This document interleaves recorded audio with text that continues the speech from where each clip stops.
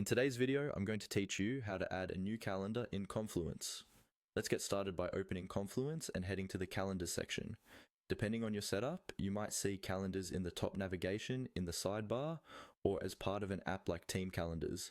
Go ahead and click on it to open your main calendar view. This is where all your existing calendars will be listed and where you'll manage events for your team or project. Once you're on the Calendars page, look towards the top of the screen for a plus icon. This plus sign is usually used to create or add something new in Confluence, and in this case, it's what you'll use to start creating a new calendar. Move your cursor over that plus sign and click it. If nothing happens, double check that the Calendars view is fully loaded, or try refreshing the page. After clicking the plus sign, a small menu will appear with a few options. From that list, choose Add New Calendar. This tells Confluence that you want to create a completely new calendar instead of subscribing to an existing one or importing something from another tool. Click on Add New Calendar to open the creation form. Now you'll see a screen or pop-up where you can fill in the details for your new calendar.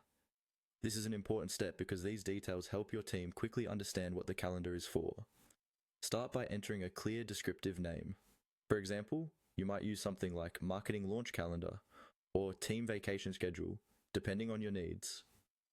Next, if there's a description field, add a short explanation of what this calendar will track, who should use it, or any guidelines.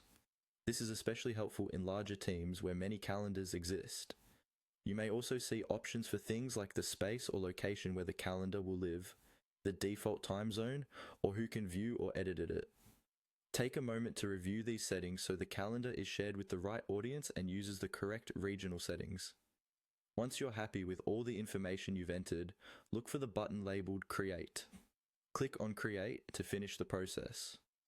Confluence will save your new calendar and bring you back to the main view, where your calendar should now appear in the list.